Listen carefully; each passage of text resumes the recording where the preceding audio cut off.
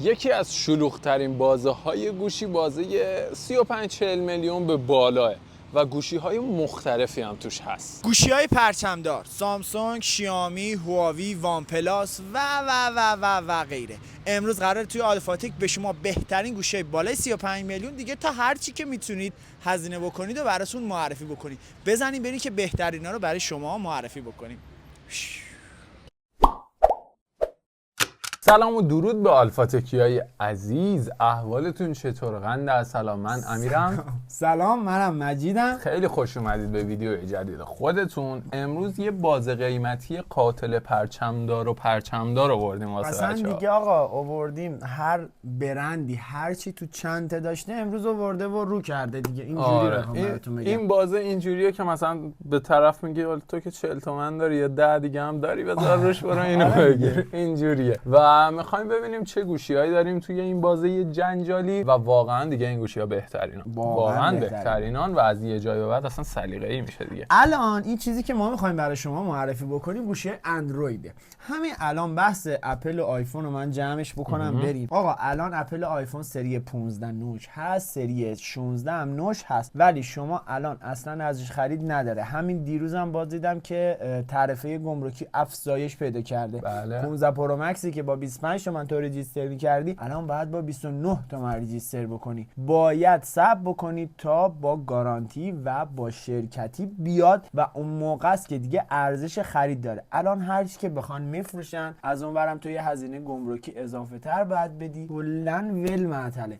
نخرید بهتره. اونا دیگه هر چی خواستین خودتون میتونید بخرید دیگه. 16 پرو، 16 پرو مکس. گوشی معمولی میخوای 16، همه امکانات میخوای داشته باشه، کوچیک باشه، پرو و همه چی داشته باشه، بزرگ باشه، پرو مکس تمام شد داره. هیچ توضیح اضافه دیگه مانوری نمیشه داد رو اپل دیگه. بسته به بودجه و سلیقتون میتونید برید تهیه بکنید. بله. اما گوشی‌های اندروید، اولین گوشی که می‌خوایم به بچه‌ها بگیم 14 تی پرو با هولوش قیمتی 45 میلیون که واقعا این گوشی از همه لحاظ توی قیمت خودش کامله. چرا؟ چون یه صفحه نمایش امولد ما داریم از نوع 144 هرتزی که روشنایی صفحه واقعا معقولی رو بهمون میده. یه سی پی یو قدرتمند دایمنسیتی 9300 پلاس از نوع 4 نانومتری که خیالتون رو توی کارهای روزمره که هیچی، توی گیم های سنگین هم خیالتون رو میتونه راحت بکنه. این گوشی با آخرین ورژن اندرویدی که سالش معرفی شد، یعنی اندروید 14 عرضه شد تو بازار و آخرین ورژن هایپر او اس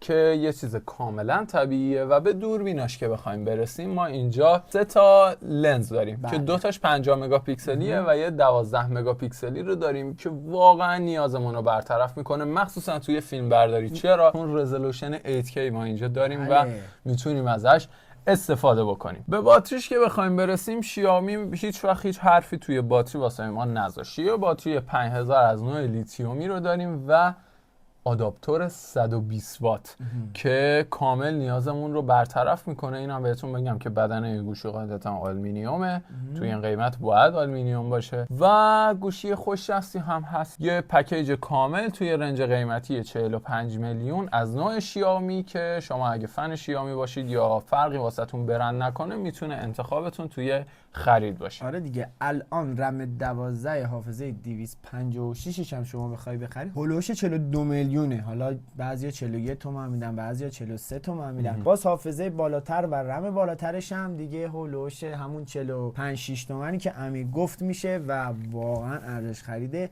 فوق العاده بالایی داریم.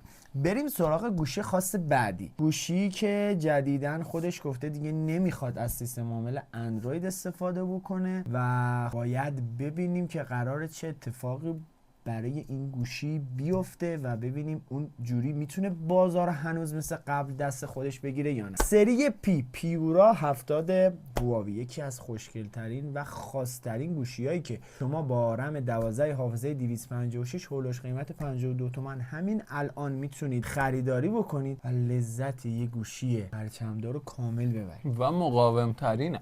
دقیقاً. این گوشی یه 207 گرم وزن داره که IP68 که معمولا توی همه گوشی‌ها هست. این گوشی هم داره. ما اینجا یه صفحه نمایش LTP OLED 120 هرتزی داریم که با اون کانلان ورژن 2 که مال خود هواویه و این یه استانداردیه که برای صفحه نمایشه و خیلی خیلی خیلی مقاومه. همونجور که دیدید فیلماش هم دیدید یه سری چاقو پرت میشه، گوشی رو راحت میندازن زمین، اصلا هیچ اتفاقی براش نمیفته و یکی از مقاومترین گوشی‌های پرچمداری که شما میتونی بخری. پردازنده این گوشی کایرین 9000 اسبانه که یه پردازنده واقعا قویه. میگم جدیدن خیلی از گوشی‌ها، خیلی از برندها اومدن پردازنده خودشونو میزنن الا شیائومی که اونم دیگه معلوم نیست اونم باید انحصارش بکنه. آره معلوم نیست بخواد واقعا چی کار بکنه. بریم سراغ بخش دوربینش. بخش دوربینی که خیلی جذابه، شما خودتون دیدید توی تبلیغاتش اومده اینجوری گوشیو میکنه عکس میگیره، خیلی جذابه، خیلی خفنه و توی قوی ترین گوشی‌ها توی ستای اولش فکر کنم 2 تا هواوی باشه، اول و دومش فکر کنم دوربینای خفن، دوربینای گوشی‌های هواویه که واقعا حرفی برای گفتن نمیذاره. یه لنز 5 مگاپیکسلی، یه 12 مگاپیکسلی و یه دونه 13 مگاپیکسلی داره که این گوشی هم 4K ساپورت میکنه هم 1080. بریم سراغ لنز سلفی. لنز سلفی که اینجا یه 13 مگاپیکسلی f2 و 4 داره که میتونه رازیت بکنه. چرا؟ چون 4K هم ساپورت میکنه برای لنز سلفی. ورژن بلوتوث این گوشی چنده؟ ورژن 5.2 و USB تایپ C 3.1 هم ساپورت میکنه. سراغ باتریش که بخوایم بریم امیر، باتری این گوشی هنوز از جنس لیتیوم پلیمره و 4900 که با 66 وات کاملا نیازو برطرف میکنه. از نظر ابعاد و اینا که بخوایم در نظر بگیریم با باتری حالا میگیم آقا 100 تا از 5000 کمتر، درسته وزنه یه مقدار زیادی داره ولی خوش دسته، اصلا احساس سنگینی نمیکنی. این ابعاد طول و عرضش زیادی پهن نیست یا زیادی دراز نیست. واقعا من خودم این گوشی رو خیلی دوستش دارم. سری اولترا این گوشی هم هست که خب توی اون رنج قیمت اونجوری نمیشه و ارزش خرید نداره. این گوشی که شما بخواید فکر کنم اولش 70 تومن بود، ارزش خرید نداره. بریم سراغ گوشی بعدی. گوشی بعدی که من واقعا خیلی دوستش دارم، گوشی بعدی که میتونه رقیب انتخاب قبلی باشه، یعنی پیورا 70 رو میتونیم با این مدل مقایسه بکنیم که وان پلاس 13 و فکر میکنم بررسیشو واسه بچه‌ها گذاشتیم قبلا.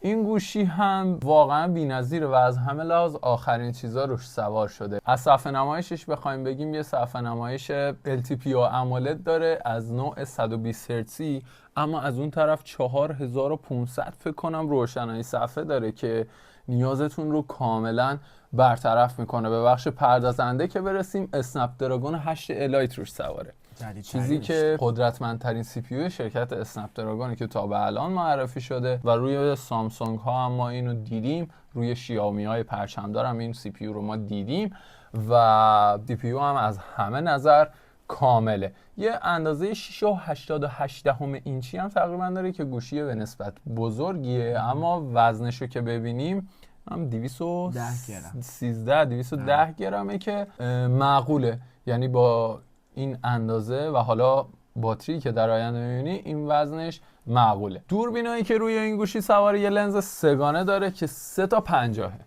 یعنی کار ما رو دیگه سخت نکردی، یه 50 یه 15 یه فلان، 3 تا 50 مگاپیکسلی روش سواره که واقعا 50 واقعی، چون که 8K هم واسه ما پشتیبانی میکنه در کنار این سی پی یو قدرتمند و نیازمون رو برطرف میکنه. وزنی که بهتون گفتم معقوله. چرا معقوله؟ چون یه باتری 6000 روی این گوشی سواره، اما از نوع سیلیکون کربونه.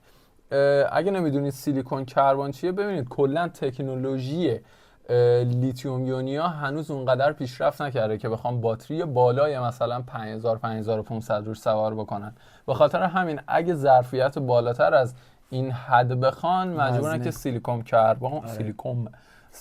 کربن استفاده بکنن که به تبع عمر پایینتری هم داره و وزن پایینتری هم داره.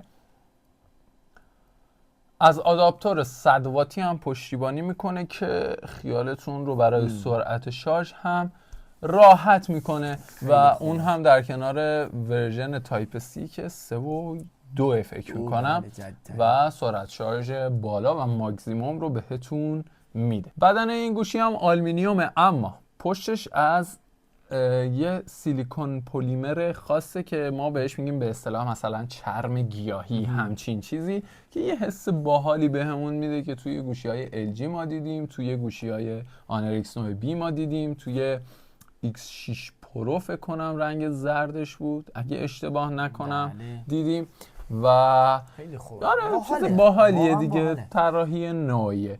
توی ناتینگا ناتینگ نیست، ناتینگ چرم نیست ولی میشه عوض کرد.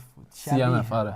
شبیه به CMF بود. آره. بریم سراغ گوشی بعد. نه قیمتشو دعوت شد. هولوهوش 54 تومن 55 میلیون میتونیم این گوشی رو داشته باشیم با حافظه 512 و رم 12 گیگابایتی. خدایی خوبه، خدایی میسرد، یعنی بازی‌ها رو میگیره راحت میخوره. خیلی خوبه. خیلی خوب نیست امیر؟ چرا خیلی خوبه، ولی خب یک اینکه چینیه، دو اینکه اینجا بازار نداره و سه اینکه لوازم جانبی نداره. هر کی خریده ناراضی بوده. بریم سراغ رقیب مستقیمش یعنی شیائومی 15 پرو که امسال با این گوشی قراره بتره کنه و واقعا هم ترکونه. این گوشی یه وزن هولوش 213 گرمی داره که با IP68 که داره با یه صفحه نمایش LTPO AMOLED 120 هرتزی 3200 نیت روشنایی 6.73 اینچی خیلی خوش دسته، خیلی کیفیت، صفحه نمایش خوبی داره، اصلا تو ذوق نمیزنه، نور کافی و راحت زیر نور خورشید به شما میده، اصلا اذیت نمیکنه. اما چی؟ اما میخوایم بریم سراغ سی پی یویی که قطعا باید اسنپ باشه چون ویدیوی بررسیشو براتون گذاشتیم، اگر ندیدید اینجا تخصصی کامل براتون میذاریم. یکی از گوشیایی که واقعا الانی که گوشی‌های مقداری گرون شدن، گوشی بعدی که می‌خوایم بگیم حداقل 6 تومن اومده روش، واقعا ارزش خرید خیلی خیلی بالایی داره. این گوشی اسنپ دراگون 8 الایت 3 نانومتری داره و خب نیاز کامل اصلا بیشتر از اون چیزی که قراره بهش فکر کنید برای شما برآورده میکنه. بریم سراغ دوربینش. دوربینی که کلا شیائومی نمیدونم سر دوربین اونجوری اعداد و ارقامو درست سر جاش نمیذاره که بتونه آقا مثال هم فیلم برداری خیلی خوب داشته باشه هم عکس برداری خیلی خوب داشته باشه. یه جاش قویه، یه جاش اونقدر زیاد قوی نیست. ولی این گوشی 3 تا لنز 50 داره که با 8K ساپورت کردنش، ولی از اون طرف ما 1080 960 فریم هم میتونیم فیلم برداری بکنیم که دیگه کاملا اینجوری اسلو موشن هم میشه باهاش خوشگل عجیب و غریب خوشگل میشه با این گوشی‌ها و با این دوربین‌ها ما ضبط و فیلمبرداری بکنیم. بریم سراغ بخش دوربین سلفی. دوربین سلفی که به نظرم بین همه این گوشی‌ها که معرفی کردیم این قوی‌ترین دوربین سلفی رو داره. چرا؟ چون 32 مگاپیکسلیه. این 32 مگاپیکسلی 4K 3060 ساپورت میکنه و f2 داره.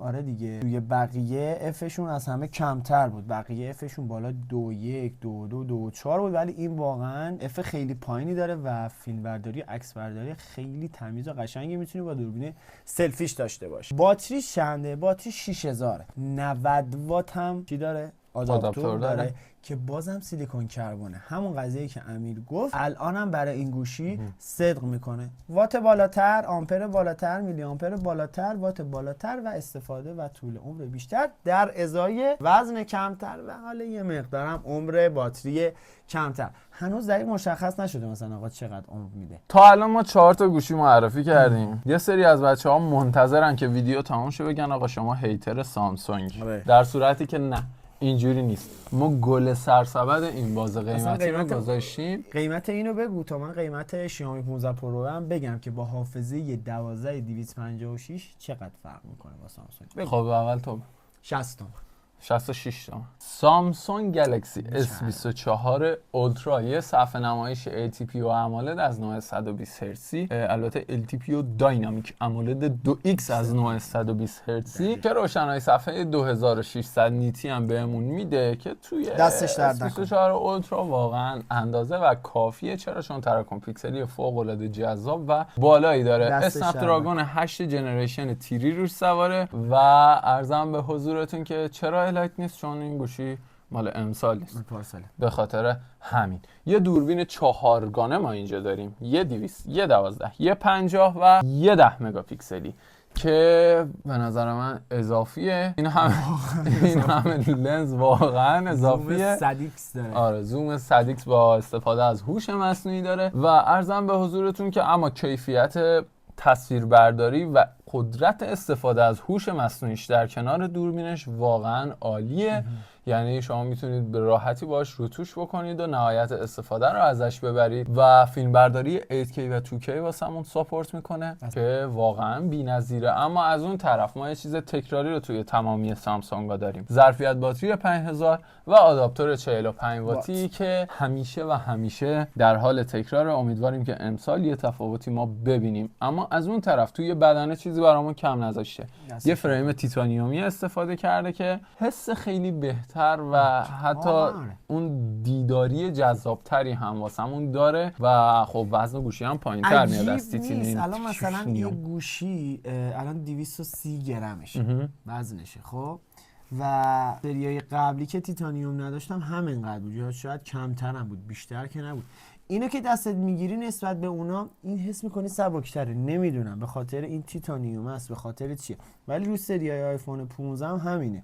اون که با تیتانیوم وزنش هم والا اونقدر فرقی نمیکنه که مثلا بگی خب مثلا 10 گرم 15 گرم نه، شاید در حد 5 6 گرم فرق میکنه. این تیتانیوم انگار سبک‌تره. خب اون گرید هم خیلی مهمه دیگه. اصلا نمیدونم چرا بود. مثلا توی آیفون ها خیلی سبک‌تره چون گرید تیتانیومی که استفاده کردن بالاتره.